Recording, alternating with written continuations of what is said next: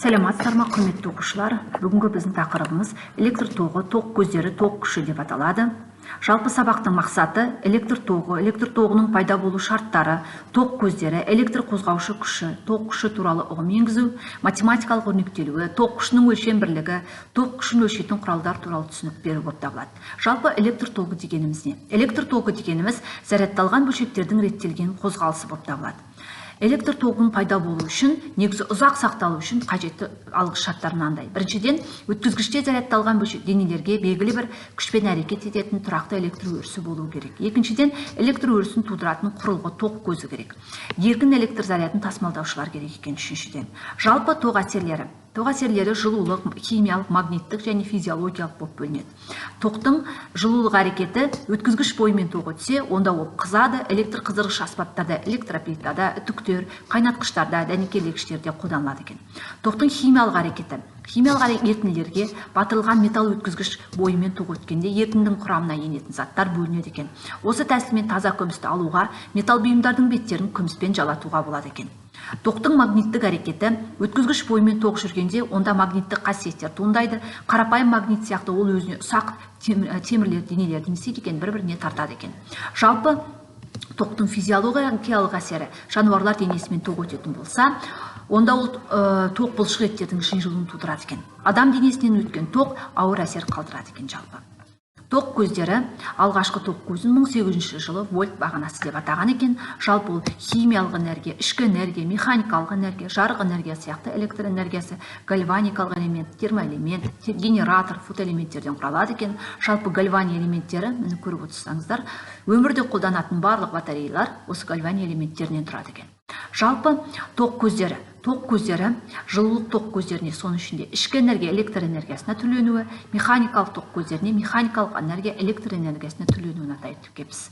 Жалпы электрофор, электрометр, электроскоп, конденсатор құралдарын ойлап тапқан алғашқы Александро Вольта дейтін итальян физик болып табылады. Мені көріп отырсаңыздар, осы кісі алғашқы тоқ көзі 1800 вольт бағанасы деп атау себебі де осыда.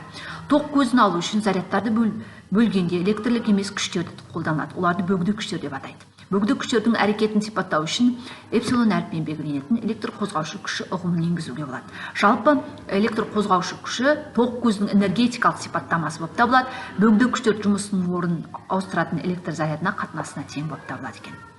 Жалпы тоқ көзінің шартты белгілері. Мынау көріп отырсаңыздар, плюс-минус, яғни гальвани элементтері мен аккумулятордың оң полюсі ұзын сызықпен, теріс полюсі қысқа сызықпен белгіленеді екен. Ал генераторлардың полюстерінде плюс-минус таңбалары қойылады екен.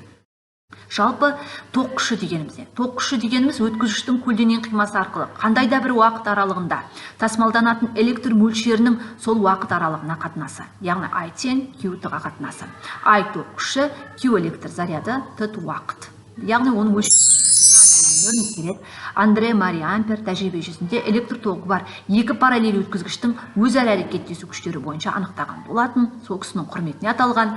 1 ампер вакуумде бір-бірімен 1 метр қашықтықта орналасқан, көлденең қимасының ауданы өте аз, шексіз ұзын түзу екі өткізгіштің бойымен өтетін тұрақты тоқ күші болып табылады.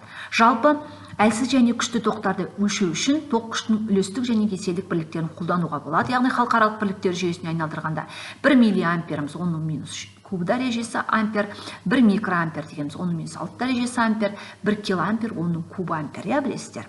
Жалпы естеріңізде болсын, біздің үйімізді жарықтандыруға қолданылатын қыздыру шамдарының тоқ күші олардың қуатына сәйкес 7-ден 400 миллиамперге дейін болады екен.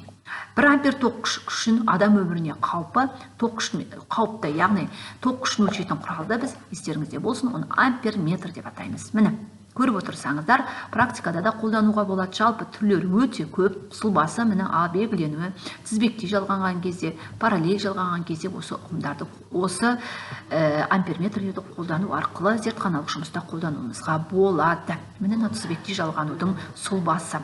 Жалпы қорыта келгенде электр тоғы, айтып кетейік, зарядталған бөлшектің реттелген қозғалысы, міне бағытталу, иондардан тұру, тоқтың әсерлері көріп отырсаңыздар, міне жылулық, химиялық, магниттік, физиологиялық, осы заттардың бәрін білдіңіздер. Сонымен қатар әртүрлі сұлбаларды білдіңіздер сіздер.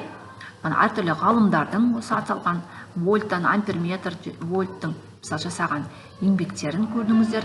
Жалпы зейін қойып тыңдағандарыңызға рахмет.